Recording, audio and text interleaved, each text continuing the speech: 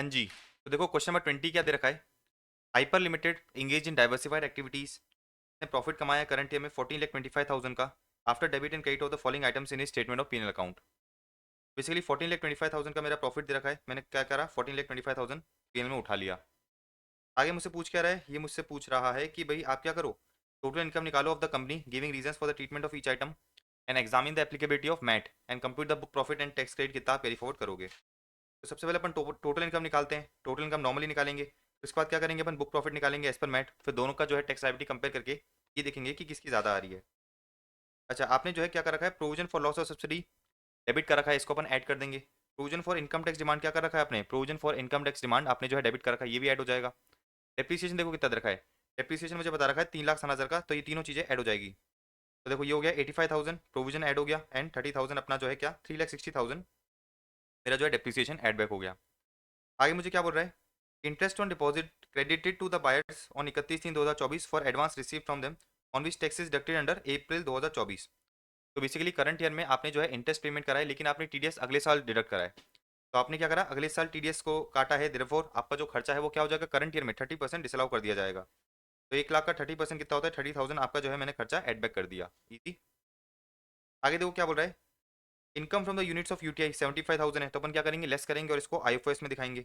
इसी तरह से आपको जो है लॉन्ग टर्म कैपिटल गेन हुआ है on the sale of equity shares on which आपने एसटीटी पे करा है at the time of acquisition and sale, therefore 112 के अंदर टैक्सेबल होंगे। तो दोनों को मैं क्या करूंगा, लेस करूंगा और कैप गेन्स और आईएफओएस में दिखा दूंगा। देखो मैंने 3,60,000 ये लेस करा, 75,000 ये लेस करा, ठीक है। अब देखो 3,60,000 मैंने कहाँ दिखाया, कैप गेन्स में दिखाया, और 75,000 मैंने दिखाया income from the units of UTI, easy है। आगे बढ़ते हैं अपन। आगे मुझे क्या बोल रखा है, depreciation includes 1,50,000 on account of revolution of assets, normal provisions में जो अपन नॉर्मल प्रोविजंस के बेसिस पे टैक्स निकालते हैं उसमें इसका रेलेवेंस नहीं है। इनकम टैक्स रूल के अकॉर्डिंग अपना डेप्रिसिएशन आ रहा है 2,80,000, ये बिल्कुल अपन लेस करेंगे। 2,80,000 देखो डेप्रिसिएशन मैंने क्या करा, लेस करा। नेक्स्ट क्या बोल रहा है ये, नेक्स्ट मुझे बोल रहा है कि brought forward loss and unabsorbed depreciation दे रखे हैं। तो अपने बुक्स ऑफ अकाउंट से तो अपने को लेना देना नहीं है, बुक्स ऑफ अकाउंट से अपने को कोई लेना देना नहीं है।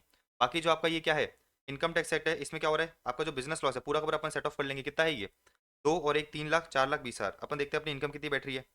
आपकी इनकम बैठ रही है 19,20,000 की, तो 4,20,000 पूरा का पूरा क्या हो जाएगा, बिजनेस लॉस आप सेट ऑफ कर सकते हो। आपका अनऑब्जर्व डेप्रिसिएशन पूरा का पूरा अलाउ कर दिया जाएगा, 2.5 लाख प्लस 1,80,000 प्लस 2,10,000, टोटल कितना हो गया, ये टोटल हो गया 6,40,000। तो आपकी इनकम फ्रॉम बिजनेस आएगी 2,30,000 की। आपकी कैप गेन्स की इनकम है 3,60,000 और अदर इनकम कितनी है 75,000, टोटल कितनी होगी 6,65,000। अब इसमें से 3,60,000 पे 3,60,000 पे क्या लगेगा, 112 ए लगेगा, राइट। उसमें से 1 लाख की इनकम क्या होती है, एग्जाम होती है, तो 112 ए में 1 लाख की इनकम एग्जाम, बाकी जो है आपकी जो इनकम बच जाती है उस पर 10% आपको क्या करना पड़ता है, टैक्स पे करना पड़ता है। तो 3,60,000 में से 1 लाख क्या कितना बचा, 2,60,000, 2,60,000 का 10% कितना हो गया 26,000। बाकी बैलेंस इनकम पे क्या करेंगे अपन 30% टैक्स पे कर देंगे। क्वेश्चन मुझे कुछ इन्फॉर्मेशन दे रखी है, क्वेश्चन मुझे ये इन्फॉर्मेशन दे रखी है कि भाई आपको 30% पे टैक्स पे करना है। मैंने बाकी इनकम पे करा 30% टैक्स लगाया, 4% हेल्थ एंड एजुकेशन सेस लगाया, तो मेरी जो है टैक्स पेबल आ गया as per income tax act, as per normal provisions of income tax act 1,22,200, 1,22,200, easy है ना। अब अपन क्या निकालेंगे, अपन मैट के अकॉर्डिंग जो है अपनी इनकम निकालेंगे और टैक्स निकालेंगे। तो अपन मैट के लिए कैलकुलेशन करते हैं। अगेन अपन क्या करते हैं, इस चीज़ को रब कर देते हैं। प्रॉफिट मुझे दे रखा है 14,25,000 का, 14,25,000 का मैंने प्रॉफिट क्या करा, मैट की कैलकुलेशन में 14,25,000 उठा लिया। अब क्या होगा, मैट की कैलकुलेशन है basically provision for loss of subsidy, provision for income tax demand अपने को ऐड करना पड़ेगा। तो 85,000 एंड 1,05,000 ऐड हो जाएगा।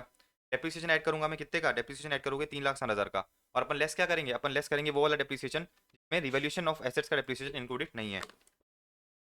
मुझे नीचे क्या बता रखा है, मुझे नीचे बता रखा है कि भाई डेप्रिसिएशन में जो है 1,50,000 क्या है, 1,50,000 आपका जो है रिवोल्यूशन ऑफ एसेट्स का डेप्रिसिएशन है। तो बेसिकली मैं क्या करूंगा, 3,60,000 को ऐड करूंगा और 1.5 लाख को लेस करूंगा।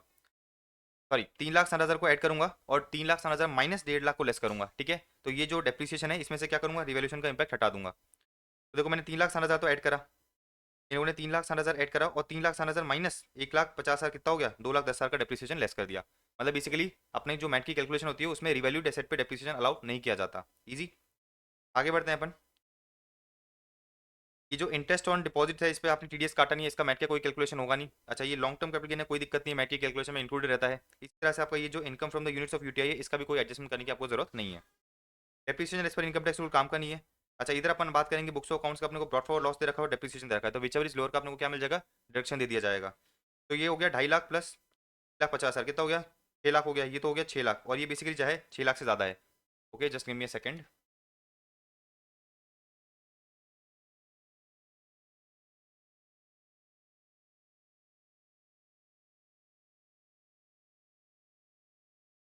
राइट, तो मैं कह रहा था कि भाई जो लॉस है आपका 6 लाख है और डेप्रिसिएशन 6 लाख से ज़्यादा है, तो विचेवर इज लोअर का आपको क्या मिल जाएगा, विचेवर इज लोअर का आपको डिडक्शन दे दिया जाएगा। देखो 6 लाख का मुझे क्या मिल गया, 6 लाख का बेसिकली मेरे को ब्रॉड फॉरवर्ड लॉस का डेप्रिसिएशन मिल गया, सॉरी ब्रॉड फॉरवर्ड लॉस का डिडक्शन मिल गया। इसी तरह से अपन ने ऊपर बात करी थी भाई प्रोविजन और provision for income tax add हो जाएगा। मैंने सारी कैलकुलेशन करी तो मेरा जो बुक प्रॉफिट है वो निकल के आया 11,65,000 का। इसमें मैंने 15% की टैक्स रेट लगाई, 4% हेल्थ एंड एजुकेशन से सेट करा, तो मेरा जो है मैट कितना निकल के आया, 181,740। 181,740 का मैट निकल के आया। अब अपन क्या करेंगे, अपन ये देखेंगे भाई दोनों में से ज़्यादा कौन सा है। अपनी जो नॉर्मल प्रोविजन है उसमें आ रहा है 1,22,000 का, इधर कितना आ रहा है 1,81,000 का, तो मुझे मैट पे करना पड़ेगा और दोनों का डिफरेंस मेरा क्या हो जाएगा, मैट क्रेडिट हो जाएगा। तो दोनों का डिफरेंस जो है मेरा बेसिकली मैट क्रेडिट हो गया, जो मैं अगले 15 साल के लिए क्या कर सकता हूँ, कैरी फॉरवर्ड कर सकता हूँ। ईजी है।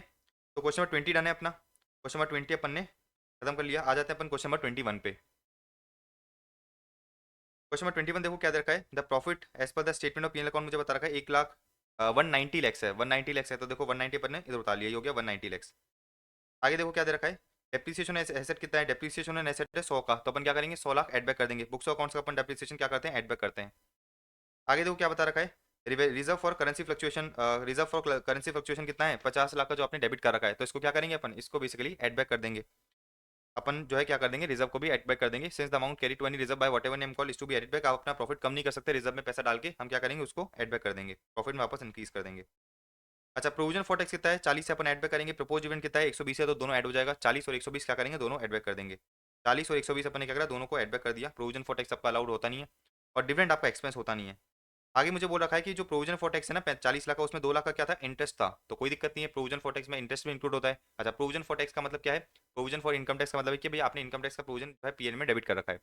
अच्छा, इनकम टैक्स के अलावा जो भी आपका सरचार्ज है, हेल्थ एंड एजुकेशन सेस है, इंटरेस्ट है, इंटरेस्ट ऑन इनकम टैक्स, वो भी अपन को क्या करना पड़ता है, मैट की कैलकुलेशन के लिए ऐड करना पड़ता है। अपन ने पूरा का पूरा 40 लाख ऐड कर दिया, तो वापस इसका कोई ट्रीटमेंट करने की जरूरत नहीं है, क्योंकि ये 2 लाख इस 40 लाख में ऑलरेडी इंक्लूडेड है।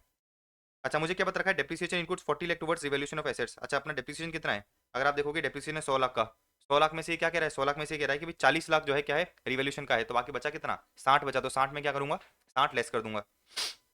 तो रिवोल्यूशन का इम्पैक्ट मुझे पीएनएल में से हटाना है, रिवोल्यूशन का इम्पैक्ट पीएनएल में से हटाना है, तो मैंने रिवोल्यूशन में क्या कर रखा है, पीएनएल में जो है मैंने 100 का डेप्रिसिएशन क्या कर रखा है, डेबिट कर रखा है। अच्छा, इन लोगों ने एक और इन्फॉर्मेशन दे रखी है कि भाई amount to 50 lakh credited to the PNL towards drawn towards the revolution reserve. तो मैंने क्या कर रखा है, पीएनएल में 100 लाख का तो जो है डेप्रिसिएशन दिखा रखा है, और इधर इधर जो है मैंने 50 लाख जो है क्या कर रखे हैं, रिवोल्यूशन रिजर्व से क्रेडिट कर दिए थे। तो मैं क्या करूंगा, सबसे पहले जो मैंने 100 को क्या कर रखा है, 100 को जो मैंने डेबिट कर रखा है, इसमें से मैं 40 हटा दूंगा। 40 किसका पार्ट है, ये रिवोल्यूशन ऑफ डेप्रिसिएशन का पार्ट है, तो 40 में इधर से हटा दूंगा। अच्छा, 40 में इधर से हटाऊंगा तो सरकार कहती है भाई 40 आपको इधर से भी हटाना पड़ेगा, 40 क्या करना पड़ेगा, आपको इधर से भी हटाना पड़ेगा। अच्छा, सरकार ने आपको क्या दिया, बेनिफिट दिया। आपने क्या करा था, जब अपने एसेट्स को रिवोल्यूशन करा था, तो आपने जो है 50 लाख क्या करे थे, आपने 50 लाख जो है रिवोल्यूशन रिजर्व से पीएल में क्रेडिट कर दिए थे। अब जब सरकार ने बोला कि जो ये रिवोल्यूशन का डेप्रिसिएशन एक्स्ट्रा डेप्रिसिएशन है, इसको आप हटाओ, तो एसएससी क्या बोलता है, एसएससी बोलता है कि जो मैंने एक्स्ट्रा क्रेडिट कर रखा था ना, इसको मुझे हटाना पड़ेगा। तो एसएससी क्या करता है, पूरा का पूरा 50 हटा रहा था, लेकिन सरकार ने कहा नहीं, तूने जानबूझ के क्या करा है, 50 को क्रेडिट करा है, जानबूझ के तूने 50 रिवोल्यूशन रिजर्व से निकाल के पीएनएल में डाले, हम तुझे उतना ही हटाने देंगे जितना तेरा डेप्रिसिएशन से रिलेट करता है। इसका मतलब क्या है, इसका मतलब बहुत सिंपल सी बात यह है कि जो इधर मैंने 50 लाख क्या कर रखे हैं, क्रेडिट कर रखे हैं, मुझे सरकार क्या करेगी, सरकार ये बोलेगी तू सिर्फ 40 हटा सकता है, बाकी 10 तूने जो है एक्स्ट्रा क्रेडिट कर दिए थे, तेरी गलती है, तूने क्रेडिट कर दिया, अब तू उस पर मैट दे। समझ में आ रही बात, वापस समझना। ये पीएनएल है, मैंने 100 लाख का क्या करा है, डेप्रिसिएशन लगा दिया। अच्छा, इसको ऐसे समझो, ये पीएनएल है, मैंने क्या करा है, आपको दिखाई देते हैं इधर लिख के, ये 100 लाख का, ये 60 का नॉर्मल डेप्रिसिएशन है, 40 का क्या है, 40 का मेरा रिवोल्यूशन एसेट का डेप्रिसिएशन है। मैंने इस 40 के बदले में क्या कर, आपके पास ऑप्शन होता है ना कि भाई रिवोल्यूशन रिजर्व से आप क्या कर सकते हो, पैसा क्रेडिट कर सकते हो पीएनएल में, आपने जो है 50 क्रेडिट कर दिया। सरकार कहती है कि इस 40 को हटाओ, 40 को हटाओ, तो अपन क्या करेंगे, अपन 40 इधर से भी हटा देंगे, 40 अपन इधर से भी हटा देंगे, 50 नहीं हटाने देगी सरकार। सरकार कहेगी आपकी गलती है, आपको जो है जब आपने क्या, आपको पता है कि भाई रिवोल्यूट एसेट पे आपका डेप्रिसिएशन बनता है 40 रुपये, तो आपको क्रेडिट भी 40 ही करना चाहिए था, आपने ज़्यादा क्रेडिट क्यों करा, आपने ज़्यादा क्रेडिट क्यों करा, तो हम तो सिर्फ 40 ही हटाने देंगे, बाकी 10 पे आपको क्या करना पड़ेगा, बाकी 10 पे आपको जो है मैट देना पड़ेगा। अब देखो मुझे समझ में आ गई, 40 तो क्या है, रिवोल्यूशन ऑफ एसेट्स है, तो मुझे बेसिकली क्या करना पड़ेगा, बेसिकली मैंने 100 पूरा का पूरा डेप्रिसिएशन ऐड कर दिया था, 100 का 100 पूरा का पूरा डेप्रिसिएशन ऐड करा था ना, देखो कि मैंने ऐड कर दिया था, तो मुझे अलाउ कितना करा जाएगा, 100 माइनस 40, 100 माइनस 40 का मुझे अलाउ कर दिया जाएगा। बेसिकली देखो 60 लाख मुझे डेप्रिसिएशन अलाउ कर दिया गया, 60 क्या कर दिया गया, डेप्रिसिएशन अलाउ कर दिया गया।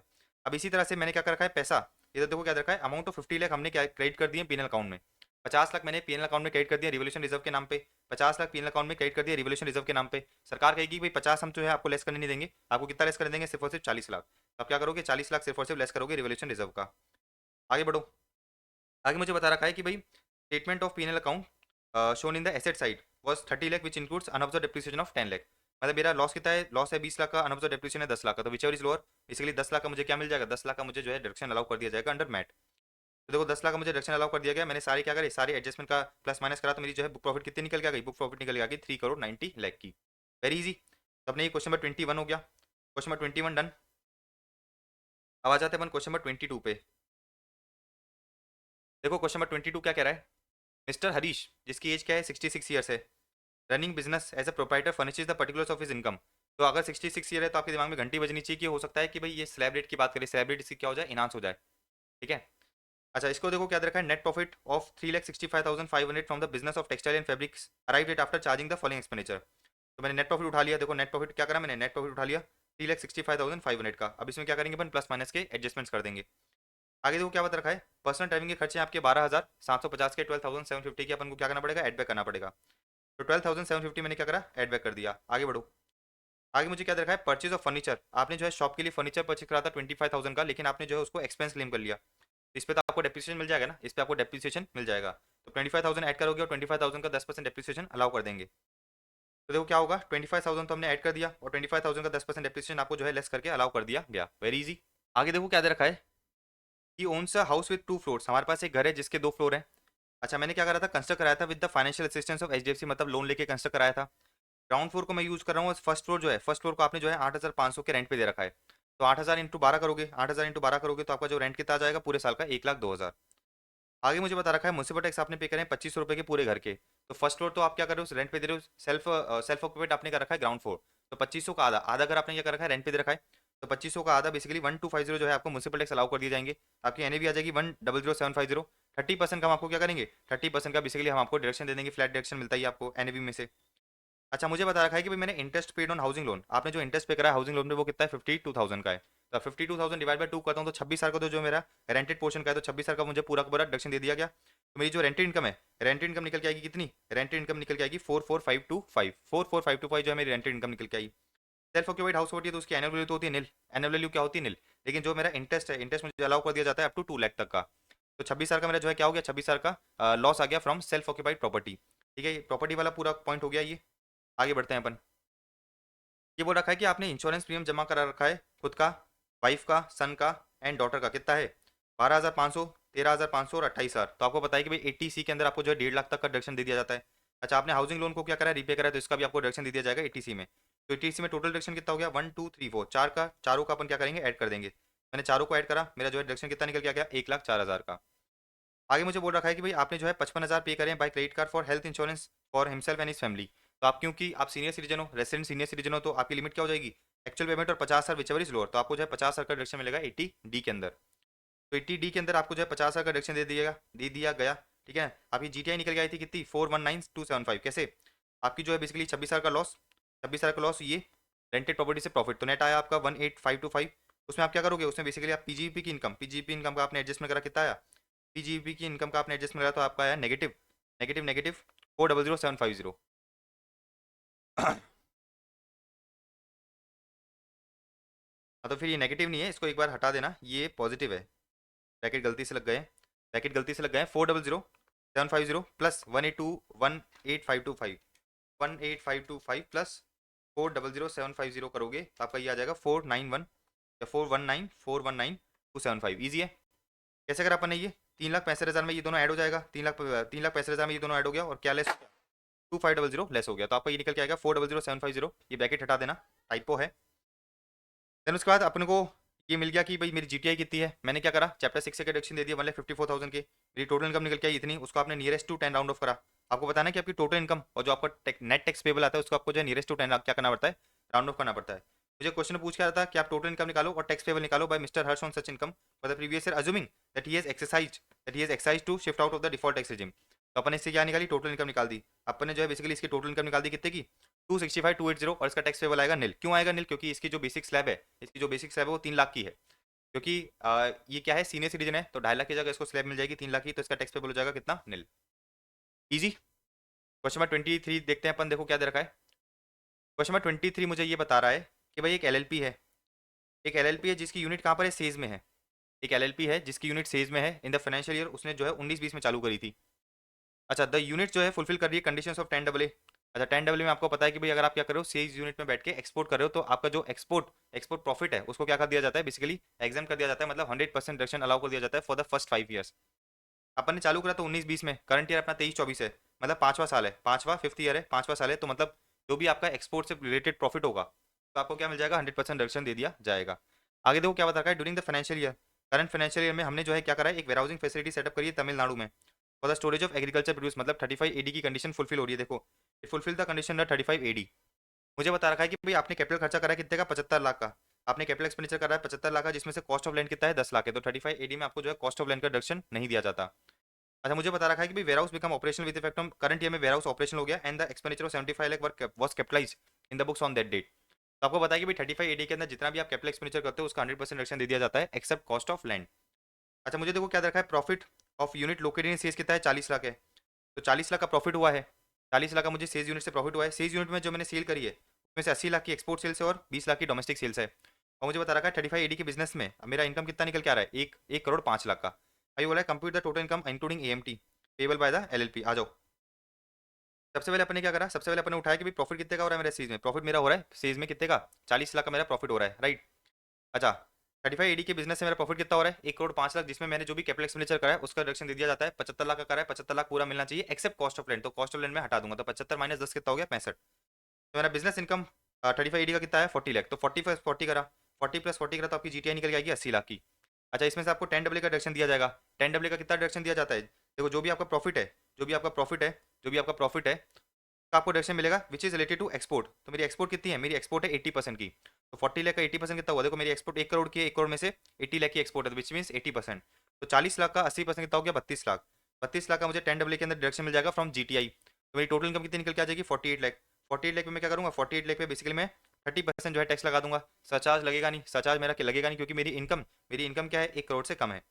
तो 4% हेल्थ एंड एजुकेशन से सेट करा तो मेरी टोटल टैक्स लाइबिलिटी निकल के आ गई कितनी, टोटल टैक्स लाइबिलिटी निकल के आ गई 14,97,600। अब मैं क्या करूंगा, क्योंकि अपन फॉर्म और एलएलपी है तो अपन क्या करेंगे, एएमटी को चेक करेंगे। एएमटी कैसे चेक करोगे, आपकी जो टोटल इनकम है 48 लाख की, उसमें 10 डब्ल्यू में जो भी आपने डिडक्शन लिया है वो ऐड कर दोगे, 35 एडी का जो भी आपने डिडक्शन दिया है उसको अपन क्या करेंगे, ऐड बैक कर देंगे। लेकिन जो 35 एडी के एसेट होते हैं उससे आपको डेप्रिसिएशन मिल जाता, तो 65 लाख पे 10% आपको डेप्रिसिएशन मिल जाएगा कितने का, 6,50,000 का। तो बेसिकली आपको ऐड कितना होगा, 58,50,000, तो 48 + 32 कितना हो गया, 80 लाख।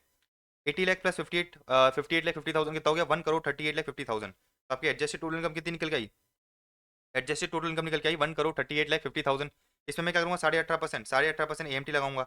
अच्छा क्योंकि मेरी इनकम 1 करोड़ से ज़्यादा हुई है तो फर्म के केस में 1 करोड़ से ज़्यादा ही आपकी इनकम हो जाती है तो आपको 12% सरचार्ज देना पड़ता है। तो 12% सरचार्ज लगाया, 4% हेल्थ एंड एजुकेशन सेस लगाया, तो मेरा जो है कितना निकल गया, अल्टरनेट मिनिमम टैक्स निकल गया मेरा 29,84,509। 29,84,509 इसको अपने नियरेस्ट टू 10 राउंड ऑफ कर दिया। अब आप देखोगे नॉर्मल प्रोविजन में मेरा टैक्स आ रहा है कितने का, 14 लाख का, 14 लाख समथिंग का, और मेरा एएमटी कितना निकल के आ रहा है 29 लाख समथिंग का, तो दोनों का डिफरेंस मेरा क्या हो जाएगा, एएमटी क्रेडिट हो जाएगा।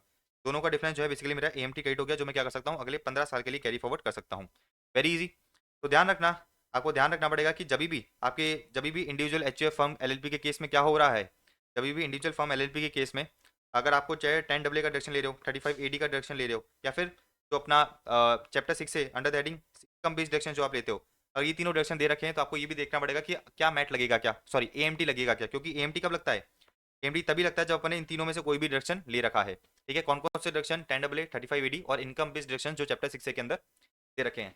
तो अगर क्वेश्चन में ये तीनों चीजें दिख जाए और आपको दिख जाए कि भाई अपन क्या है, इंडिविजुअल है, एचयूएफ है, फर्म है, एलएलपी है, तो अपन क्या करेंगे, ये भी देखेंगे कि क्या क्या मुझे एएमटी निकालने की जरूरत है। क्वेश्चन नंबर 23 वेरी इजीली हो गया, बहुत आसान था। Question number 23 done. Question number 24 पे आ जाओ, देखो क्या दरका है। क्वेश्चन नंबर 24 मुझे ये बता रहा है कि भाई आप एक पार्टनरशिप फर्म हो, आप एक पार्टनरशिप फर्म हो और आपकी जीटीआई कितनी है, ग्रॉस टोटल इनकम आ रही है 300 लाख की। अच्छा आपने कोई भी इंटरनेशनल ट्रांजेक्शन नहीं कर रखा, कोई भी स्पेसिफाइड डोमेस्टिक ट्रांजेक्शन नहीं कर रखा। मुझे ये बता रखा है ये जो 300 लाख का आपका प्रॉफिट है ना, इसमें से 200 लाख का प्रॉफिट है from the undertaking which is eligible for deduction under 80 IA। तो आपको एक चीज पता है कि अगर आपको जो है इनकम बेस्ड डिडक्शंस लेने होते हैं, अगर आपको इनकम बेस्ड डिडक्शंस लेने होते हैं तो आपको अपनी रिटर्न ऑफ इनकम ऑन और बिफोर ड्यू डेट फाइल करनी पड़ती है। अच्छा मुझे बता रखा है कि भाई 300 लाख में से क्या है, 300 लाख में से 220 लाख का क्या है, 220 लाख का प्रॉफिट है from the undertaking having a turnover of 80 crore, having a turnover of 80 crore. अच्छा this is the fifth year and deduction under 80 IA is available to the extent of 200 lakh. तो बेसिकली 80 IA में जो है आपको 200 लाख का डिडक्शन मिल जाएगा, 80 IA में 200 लाख का डिडक्शन मिलना चाहिए। तो आपका प्रॉफिट है 300 लाख का, 300 लाख का प्रॉफिट है, उसमें से आप 200 का डिडक्शन ले सकते हो, 200 लाख का डिडक्शन ले सकते हो 80 IA में, बट शर्त ये है कि आप क्या करो, आप जो है अपनी रिटर्न ऑफ इनकम ऑन और बिफोर ड्यू डेट फाइल कर दो। अब देखो क्या बता रखा है, there are some grey areas in the taxation workings and hence the SSC is contemplating to file the return on कितना। एसएससी बोल रहा है कि यार मुझे थोड़ा डाउट है, मुझे अपनी इनकम टैक्स रिटर्न में थोड़ा सा डाउट है, मैं क्या करूंगा, अपनी रिटर्न ऑफ इनकम फाइल करूंगा 7/12/2024 को। अब मुझे बताओ कि अगर ये रिटर्न ऑफ इनकम 7/12/2024 को फाइल करेगा तो क्या होगा, इसको जो है 200 लाख का डिडक्शन नहीं मिलेगा अंडर 80 आईए। अच्छा, अब अपने को बोल रहा है आप चार्टर्ड अकाउंटेंट बनने वाले हो या फिर आप चार्टर्ड अकाउंटेंट बन गए हो, ये बोल रहा है एडवाइस करो फर्म को by working out the total income and tax payable, अगर वो रिटर्न ऑफ इनकम भर देता है ऑन और बिफोर ड्यू डेट, या फिर अगर वो 7/12/2024 को भरता है तो क्या होगा। देखो आ जाओ, अगर अपन क्या करते हैं return of income due date पे भर देते हैं तो आपकी 300 लाख की इनकम है, 20 लाख का 200 लाख का आपको डिडक्शन दे दिया जाएगा, आपकी टोटल इनकम बनेगी कितने की 100 लाख की। आपकी टोटल इनकम मिलेगी कितने की 100 लाख की, इस पर 30% आप क्या करोगे, इस पर 30% आप जो है टैक्स लगाओगे। 4% आपने हेल्थ एंड एजुकेशन सेस लगाया तो आपका टैक्स पेबल कितना आ जाएगा, आपका टैक्स पेबल आ जाएगा 31,20,000।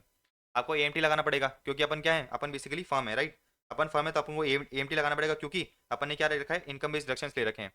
तो मेरी जो टोटल इनकम है 100 लाख की, उसमें क्या करूंगा, उसमें बेसिकली मैं 80 आई का डिडक्शन ऐड कर दूंगा। मेरी एडजस्टेड टोटल इनकम निकल के आ जाएगी 300 लाख की, 18%, 18.5%, 18.5% मैंने टैक्स निकाला, 12% सरचार्ज ऐड करा, 4% हेल्थ एंड एजुकेशन सेट करा, तो बेसिकली आपका एएमटी निकल के आ गया 64.65 लाख का। इन दोनों का जो डिफरेंस है, इन दोनों का जो डिफरेंस है बेसिकली क्या होगा, इन दोनों का डिफरेंस मुझे जो है अगले 15 साल के लिए क्रेडिट के लिए अलाउ कर दिया जाएगा, क्रेडिट मिल जाएगा। तो हमने क्या कहा, हमने बेसिकली ये कहा कि भाई अगर आप अपनी रिटर्न ऑफ इनकम ऑन और बिफोर ड्यू डेट फाइल कर देते हो तो आपको जो है एएमटी पे करना पड़ेगा 64.65 लाख का, लेकिन आपको जो है 33.45 का क्या मिल जाएगा, 33.45 का बेसिकली 33.45 का बेसिकली आपको जो है क्रेडिट मिल जाएगा, जो अगले 15 साल के लिए आप क्या कर सकते हो, सेट ऑफ कर सकते हो।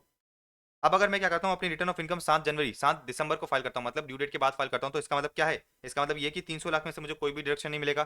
300 लाख का मुझे 30% टैक्स पे करना पड़ेगा, plus 12% surcharge, plus 4% health and education cess.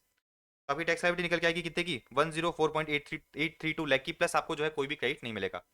तो प्रैक्टिकल सॉल्यूशन हम क्या बोलेंगे, प्रैक्टिकल सॉल्यूशन हम ये कहेंगे कि भाई आप जो है ऑन और बिफोर ड्यू डेट अपनी रिटर्न ऑफ इनकम फाइल कर दो। आपको अगर कोई भी डाउट आ रहा है तो क्या करना, आप अपनी रिटर्न ऑफ इनकम को बाद में रिवाइज कर देना। अगर ऐसा करोगे तो आपको क्या होगा, ऐसा करोगे तो बेसिकली आपको जो है चैप्टर 6 का डिडक्शन दे दिया जाएगा under the heading income based deductions, plus plus plus आपको जो है एमटी क्रेडिट भी मिल जाएगा। तो हम क्या बोलेंगे, प्रैक्टिकल सॉल्यूशन बेसिकली इतना सा है कि भाई आप क्या करो, अपनी रिटर्न फाइल कर दो ऑन और बिफोर द ड्यू डेट, और बाद में जाके उस रिटर्न को क्या करना, 139 सबसेक्शन 5 के अंदर रिवाइज कर देना। तो देखो क्या दे रखा है, हम बोलेंगे फर्म को कि भाई आप क्या करो, return of income due date या उससे पहले फाइल कर दो। ईजी है, बात समझ में आ गई। अब आ जाते हैं अपन क्वेश्चन नंबर 25 पे। देखो क्या दे रखा है 25 क्वेश्चन। टी एन क्यू क्या है, इंडिविजुअल्स है जिनकी एज क्या है 28 एंड 30 ईयर रिस्पेक्टिवली है। उन्होंने क्या करा है, एओपी बनाई, हु कंस्टिट्यूट एन एओपी, जिसका रेशियो क्या है, जिसमें पीएसआर है 2:1। मुझे पीएनएल अकाउंट बता रखा है, क्या दे रखा है, सेल्स दे रखी है, dividend from Indian companies, long term capital computed, कॉक्स बता रखा है। अच्छा, रेमुनेशन जो मैंने दोनों मेंबर्स को दे रखी है, इंटरेस्ट जो मैंने दोनों मेंबर्स को दे रखा है, अदर एक्सपेंसेस दे रखे हैं। आगे मुझे बता रखा है जीएसटी पेनल्टी मेरी 39 लाख की है, और मेरा नेट प्रॉफिट है कितने का, 524.3 का। मुझे अदर इन्फॉर्मेशन दे रखी है और बोल रहा है कि आप क्या करो, सबसे पहले तो टोटल इनकम निकालो एओपी की। तो सबसे पहले अपन क्या करते हैं, एओपी की टोटल इनकम निकालते हैं, आ जाओ। मैंने क्या करा, सबसे पहले मेरा जो प्रॉफिट दे रखा है कितना है, मेरा प्रॉफिट देखो कितना है, ये रहा प्रॉफिट 524.3 का, वो मैंने उठा लिया, ये रहा 524.3 का। आगे देखो क्या दे रखा है। मुझे ये बता रखा है कि जो अदर एक्सपेंसेस है ना, कौन से अदर एक्सपेंसेस, ये रहे अदर एक्सपेंसेस जो हैं उसके अंदर क्या हो रखा है। अदर एक्सपेंसेस में आपने जो है रिस्ट वॉचेस की कॉस्ट इंक्लूड कर रखी है 2500 ईच की, जो आपने 12 डीलर को दी थी। अच्छा, who had exceeded the sales quota prescribed under the sales promotion scheme, sales promotion खर्चा है, अलाउड है, कोई दिक्कत ही नहीं है। फिर देखो क्या दे रखा है, एम्प्लॉय को contribution of 6000 to the provident fund for the month of November 23 was paid on 14 January 2024, कोई दिक्कत नहीं, आप तो ड्यू डेट तक फाइल कर ही सकते हो। अच्छा, 30,000 was paid in cash to an advertising agency for publicity, आपने कैश में पे कर दिया, 43 का वॉल्यूशन कर दिया, 30,000 क्या हो जाएगा, एडबैक हो जाएगा। तो हमने क्या करा, 30,000 एडबैक कर दिया, इधर तक कोई दिक्कत, तीनों पॉइंट हो गए अपने। अच्छा, मुझे देखो क्या बोल रखा है, outstanding GST penalty was paid on 15 October 2024 and penalty was impose for the non filing of return. तो आपको पता है कि जो भी पेनल्टी होती है, penalty for infection of law होती है, वो अलाउ नहीं करी जाती। तो 39 लाख आपने क्या करा, 39,000 है क्या ये, तो ये 39,000 है, 39,000 अपने क्या कर रखा है बेसिकली पेन में डेबिट कर रखा है, इसको अपन क्या करेंगे, एडबैक कर देंगे, अलाउ नहीं करा जाएगा। तो मैंने क्या करा, जीएसटी की पेनल्टी एडबैक कर दी। अच्छा, मेरे सारे ये पॉइंट्स तो हो गए, अब आ जाते हैं अपन पीएनएल अकाउंट पे। अब आ जाते हैं अपन पीएनएल अकाउंट पे। देखो पीएनएल अकाउंट में क्या दे रखा है, पीएनएल अकाउंट में बता रखा है कि भाई सेल्स दे रखी है मुझे कितने की, 4900 की, कोई दिक्कत नहीं है, कॉक्स में कोई दिक्कत नहीं है।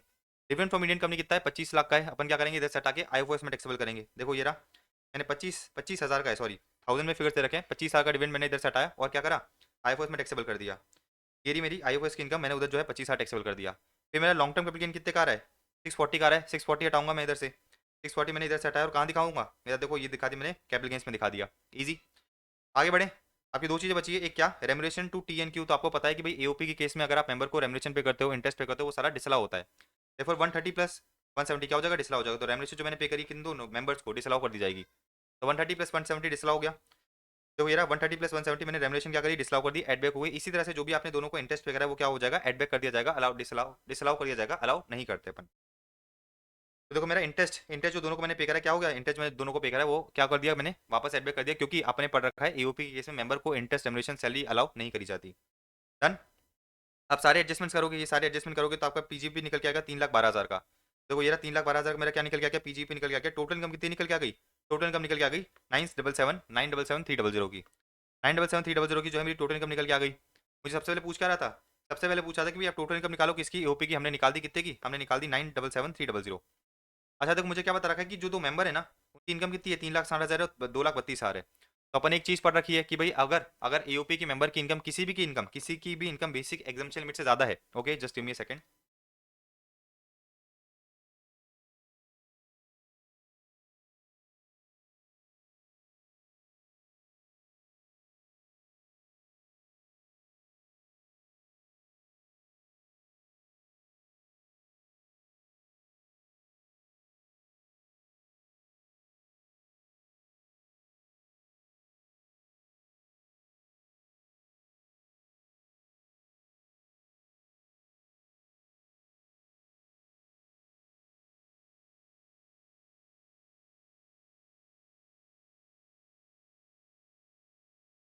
Yes we are back.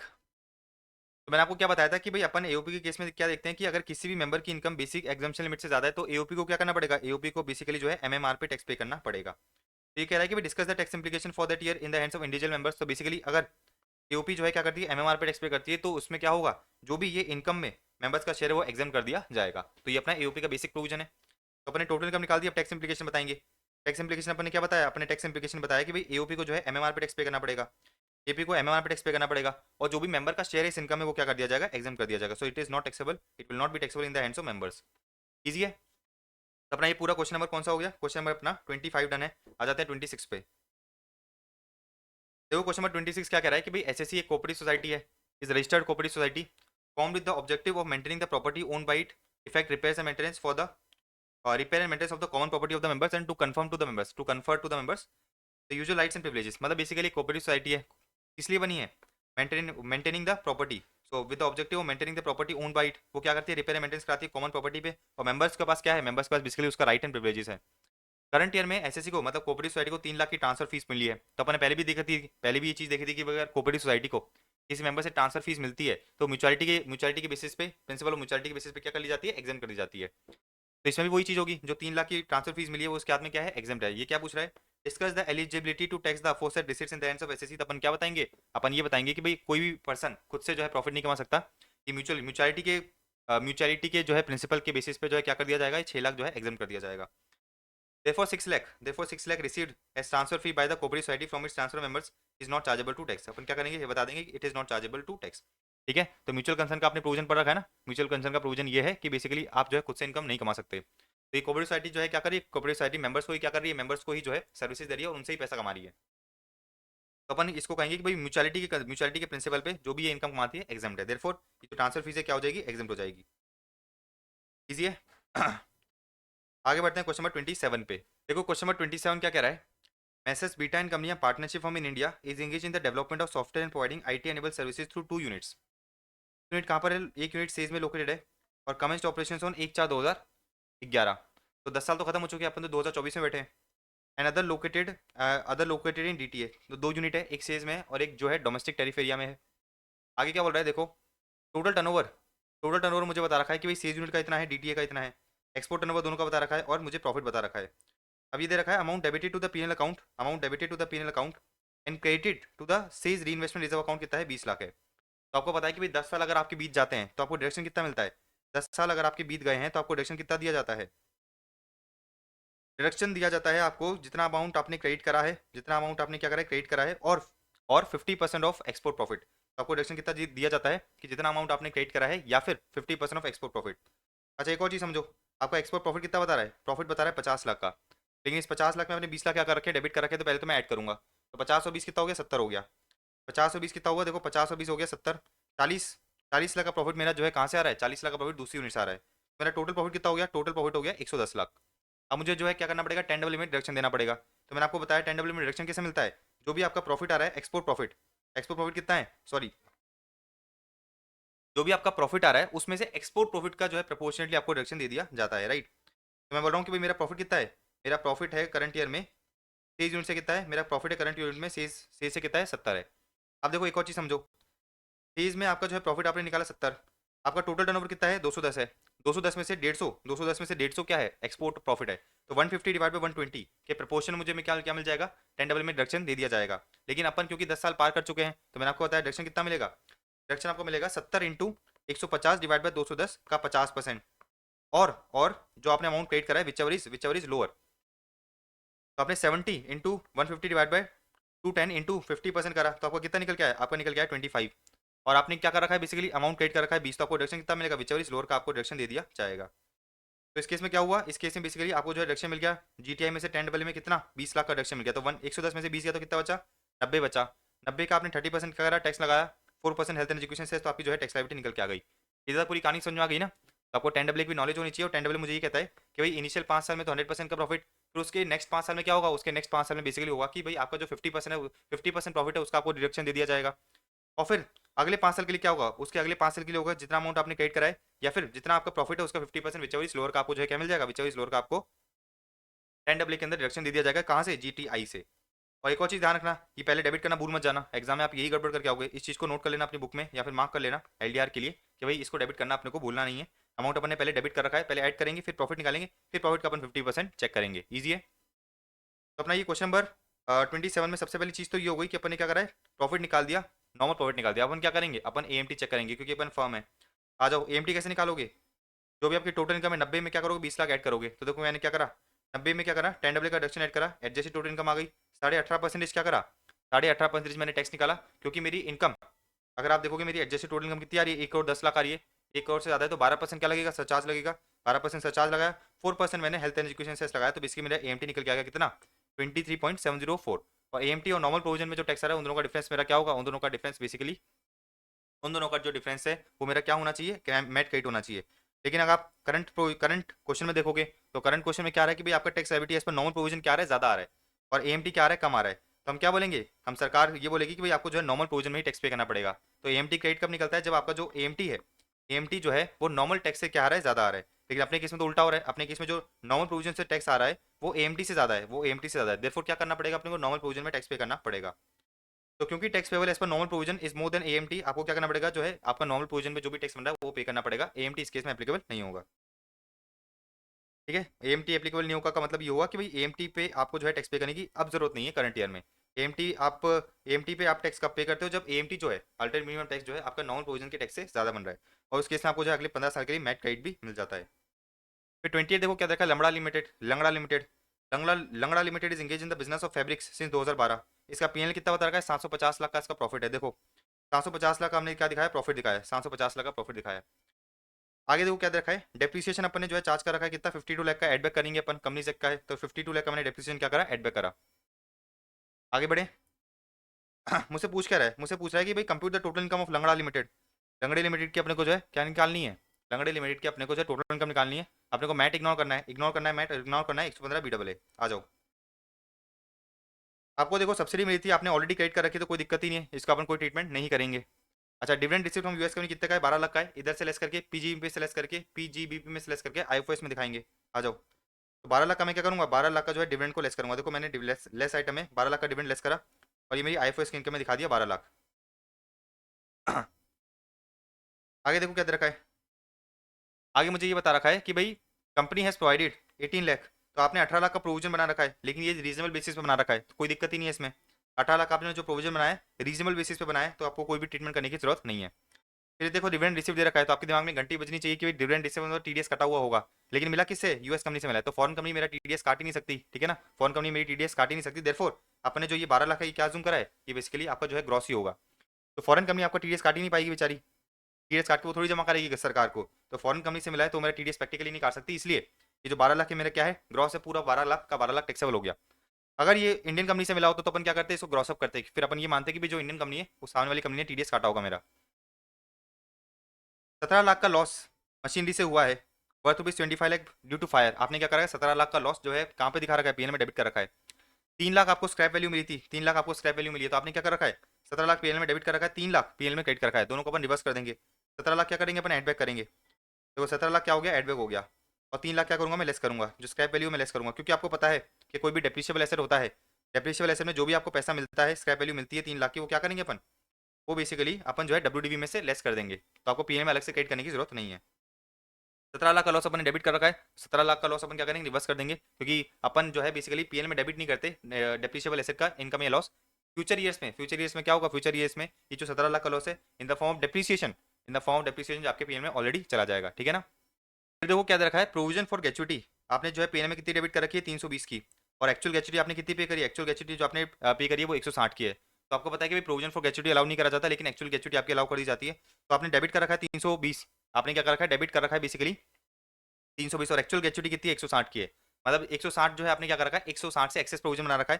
तो 160 का एक्सेस प्रोविजन क्या होगा, 160 का एक्सेस प्रोविजन जो है अपन एड बैक कर देंगे। तो आपको बताइए कि भाई अगर आप क्या करते हो, अगर आप बेसिकली जो है ग्रेचुइटी का प्रोविजन बनाते हो वो अलाउ नहीं करा जाता, लेकिन जो आप एक्चुअल ग्रेचुइटी पे करते हो वो अलाउ कर दी जाती है।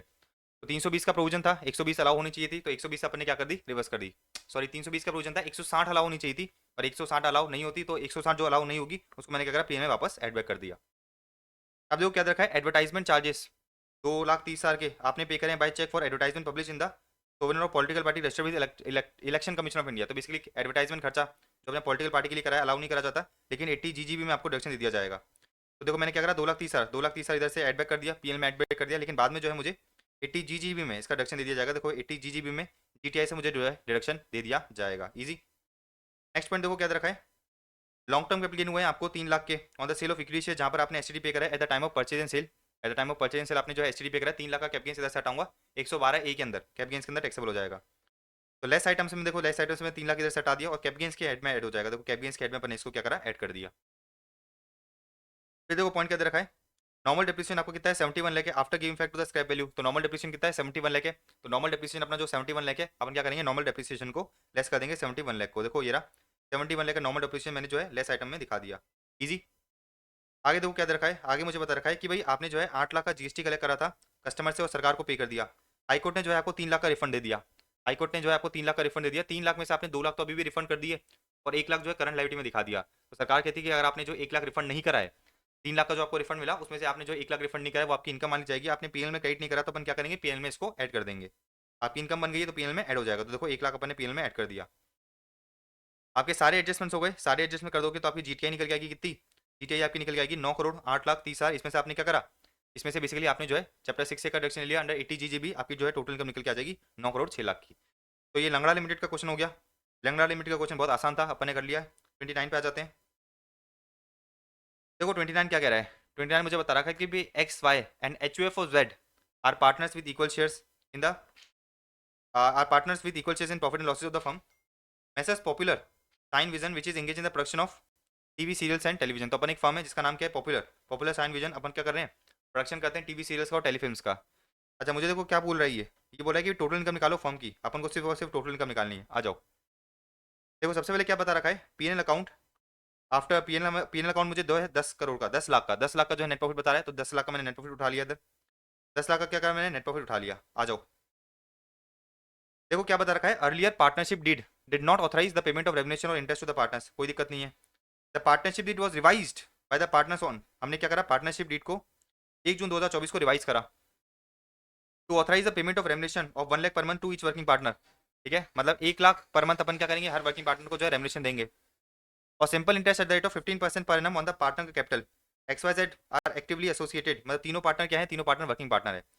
तो हमने जो है पार्टनरशिप ऑथराइज करी 1 जून 2023 को, और हमने ये कहा कि भाई हर वर्किंग पार्टनर को जो है 1 लाख पर मंथ की क्या मिलेगी, वर्किंग रेवन्यूशन मिलेगी, सैलरी मिलेगी, और इंटरेस्ट कितना मिलना चाहिए, 15% मिलना चाहिए। अब देखो क्या दे रखा है, interest amounting to 5 lakh was paid to the partners on the balances standing to their capital accounts from 1 जून से लेके 31 मार्च। तो आपको एक चीज पता है कि जो अपना इंटरेस्ट होता है वो 12% तक अलाउ करा जाता है, इन लोगों ने 15% दे रखा है। अच्छा 5 लाख नीचे मतलब कितना हो गया टोटल, 15 लाख, 15 लाख 15% के बराबर है, तो 3% कितना हो जाएगा, 3 लाख हो जाएगा। तो मेरे को जो है इन एक्सेस ऑफ 12%, कितना है इन एक्सेस ऑफ 12%, 3% है, तो 3% क्या करना पड़ेगा, एड बैक करना पड़ेगा। तो 3 लाख का जो इंटरेस्ट है ओपन क्या करेंगे, एड बैक करेंगे। देखो मैंने क्या करा, 3 लाख का इंटरेस्ट एड बैक कर दिया। ठीक है, आगे देखो क्या देखा है, remuneration to the partners including partner in the representative capacity कितना है, 30 लाख है। तो बेसिकली अपन ने क्या करा है, अपन ने जो है 30 लाख का रेमरेशन पे करा है, अपन को एड बैक करना पड़ेगा। बुक प्रॉफिट निकाल के अपन चेक करेंगे ना, बुक प्रॉफिट निकाल के अपन क्या करेंगे, ये देखेंगे कि भाई बुक प्रॉफिट में मेरी लिमिट कितनी आ रही है। आगे देखो क्या दे रखा है, interest amounting to 2 lakh, interest amounting to 2 lakh हमने जेड को पे करा है। On the loan provided by him is individual capacity. तो जेड मेरा पार्टनर थोड़ी है, जेड तो है रिप्रेजेंटेटिव कैपेसिटी में पार्टनर है, जेड मेरा पार्टनर नहीं है। तो जो मैंने उससे इंडिविजुअल कैपेसिटी में लोन लिया है उस पर जो मैंने इंटरेस्ट पे करा है वो पूरा का पूरा अलाउ किया जाता है, उसमें कोई दिक्कत ही नहीं है। तो रेमुनेशन टू पार्टनर्स पे 12% की लिमिट लगती है, लेकिन इधर देखो जेड मेरा पार्टनर नहीं है, जेड तो क्या कर रहा है, एचयूएफ को रिप्रेजेंट कर रहा है, तो उसने इंडिविजुअल कैपेसिटी में जो मुझे लोन दिया है उस पर जो इंटरेस्ट है वो अलाउ कर दिया जाएगा।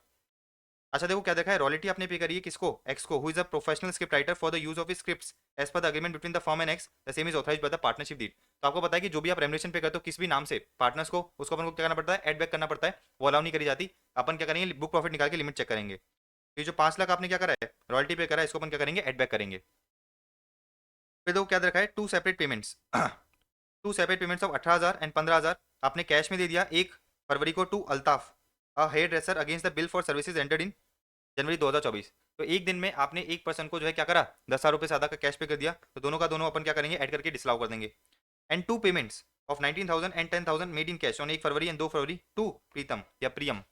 तो बेसिकली आपने क्या करा है, 1 फरवरी को 19,000 रुपये का पेमेंट करा है और 2 फरवरी को 10,000 रुपये का पेमेंट करा है। तो 10,000 तक तो अलाउड होता है, ये 19,000 अलाउ नहीं होगा। तो बेसिकली 18 प्लस 15 प्लस 19, ये टोटल जो है आपका 43 में डिसलाउ कर दिया जाएगा। कितना हो गया ये आपको, बेसिकली ये 43 के अंदर डिसलाउंस हो गया 52,000 का। इन तीनों को अपन ने ऐड करा तो बेसिकली 52,000 का डिसलाउंस आ गया 43 में। अब देखो नेक्स्ट पॉइंट क्या दे रखा है, amount of 5 lakh provided in the book सेजन 31/3/2024 as liability for remuneration to Shreya a film artist NR.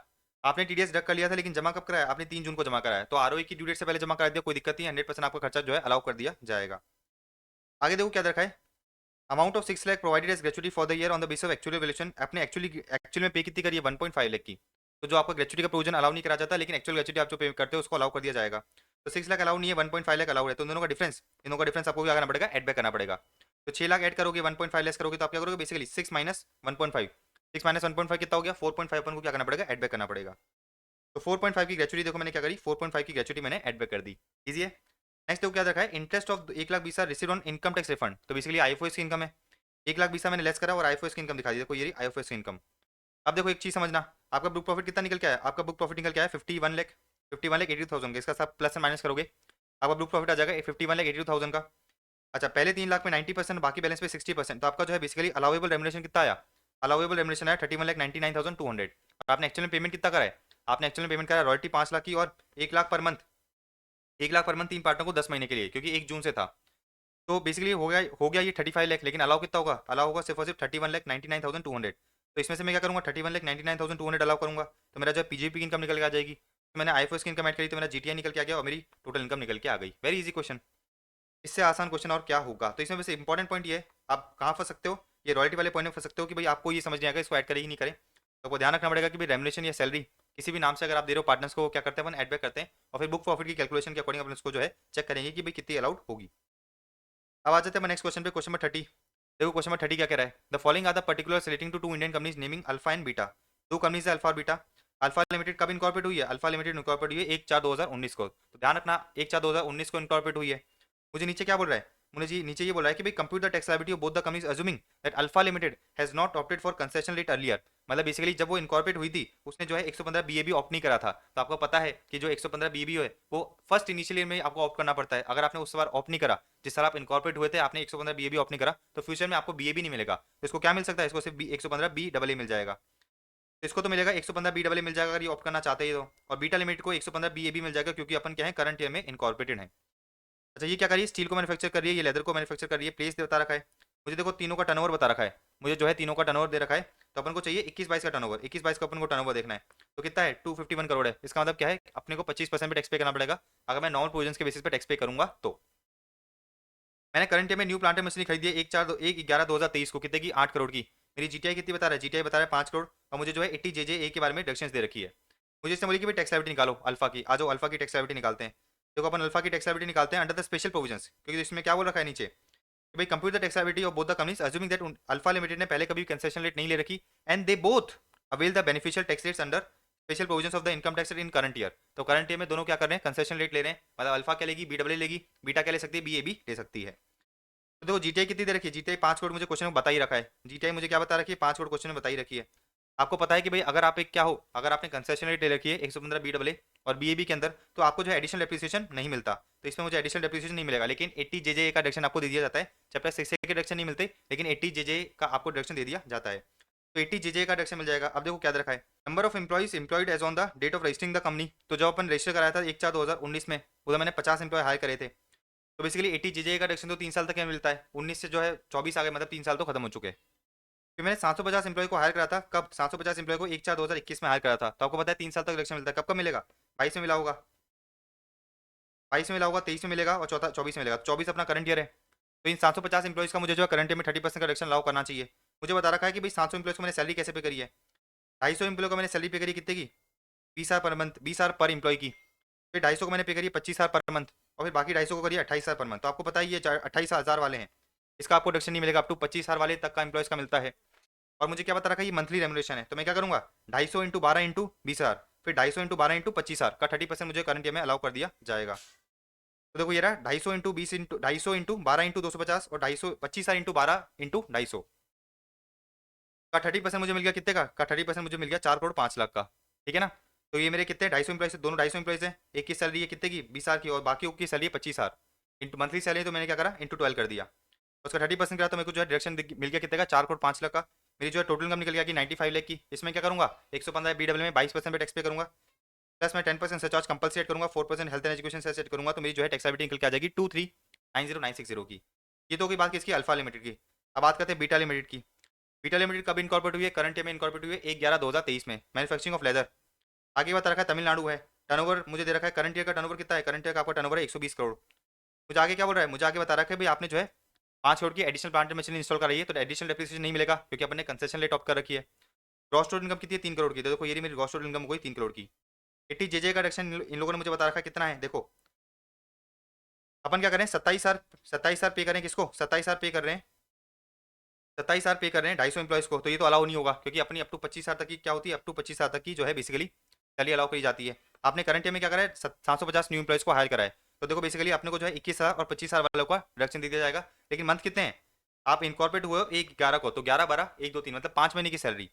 तो ये जो 500 एम्प्लॉइज है, इन 500 एम्प्लॉइज की 5 महीने की सैलरी आपको अलाउ कर दी जाएगी। तो देखो ये रहा 21,000 इंटू 5 इंटू 250 और 25,000 इंटू 5 इंटू 250 का 30% आपको रिडक्शन मिल गया 115 BAB में अंडर 80 JJAA। तो आपकी जो है टोटल इनकम कितनी निकल के आ गई 1,27,50,000। इस पर टैक्स रेट क्या लगेगी 15% की टैक्स रेट लगेगी। देखो मैंने 15% की टैक्स रेट लगाई, 10% कंपल्सरी चार्ज लगाया और 4% हेल्थ एंड एजुकेशन सेस लगा दिया। तो दोनों की मेरी टैक्सेबिलिटी निकल के आ गई अंडर 115 BAA और 115 BAB। तो अपन से यही पूछ रहा था सबसे पहला पॉइंट, तो कि भाई आप क्या करो टैक्सेबिलिटी निकालो दोनों कंपनीज की, अज्यूमिंग कि भाई दोनों ने क्या कर रखा है कंसेशन रेट ऑफ कर रखी है। अब देखो ये क्या बोला है कि भाई क्या अल्फा लिमिटेड को जो है 115 BAB ऑप्ट करना चाहिए था, फायदे में रहा कि नहीं रहा। तो would it be beneficial to opt for the beneficial tax rates, या फिर instead of paying tax under regular provisions. तो हमने ये देखा कि भाई 115 BAA में अल्फा की टैक्स लायबिलिटी कितनी आ रही है 23,90,960 की। अगर ये रेगुलर प्रोविजंस को ऑप्ट करता तो इसकी टैक्स लायबिलिटी कितनी आती, देखो इसकी ग्रॉस टोटल उतना 5 करोड़ ही रहती, लेकिन इसको जो है एडिशनल एप्रिसिएशन मिल जाता। तो देखो एडिशनल एप्रिसिएशन कितना मिलता, आपने जो है 8 करोड़ की मशीनरी जो है 1/11/2023 में एम्प्लॉय कराई है, इंस्टॉल कराई है। एडिशनल डेप्रिसिएशन आपको मिलता है 20%, लेकिन क्योंकि अपन ने 180 दिन से कम यूज करा तो 10% मिलेगा। तो 8 करोड़ का 10% कितना हो गया 80 लाख हो गया। तो 5 करोड़ में से आपको जो है 80 लाख का एडिशनल डेप्रिसिएशन अलाउ कर दिया जाता, आपकी जीटीआई आ जाती। वही आपको जो है 80 जेजे का रिडक्शन तो मिलता ही, आपकी जो है क्या होती टोटल इनकम निकल के आती 15 लाख। इस 15 लाख पे आप 25% टैक्स पे करते, इस 15 लाख पे 25% टैक्स पे करते, 50 लगता नहीं, 4% हेल्थ एंड एजुकेशन सेस लगाते, तो आपकी जो है टोटल टैक्स लायबिलिटी निकल के आती 3,90,000 की। तो हम ये कहेंगे कि भाई आपका जो नॉर्मल नॉर्मल प्रोविजन है उसमें टैक्स आता 3,90,000, लेकिन 115 BAA में आपका टैक्स आ रहा है 23 लाख का। तो बेसिकली आप जो है कंसेशन रेट आपने जो लिया है वो आपके लिए बेनिफिशियल नहीं है। तो नीचे हमने वही बताया क्योंकि tax liability under regular provisions इस 3,90,000 और जो है 115 BAA में कितना आ रहा है 115 BAA में 23 लाख समथिंग आ रही है। It is not beneficial for Alpha Limited to opt for special provisions. तो हम कहेंगे कि भाई आप जो है नॉर्मल प्रोविजन में टैक्स पे करो, 115 BAA ऑप्ट मत करो, क्योंकि 115 BAA ऑप्ट करते ही आपकी जो है टैक्स लायबिलिटी बहुत ज्यादा बढ़ रही है। तो ये अपना क्वेश्चन हो गया क्वेश्चन नंबर 30, वेरी इजी।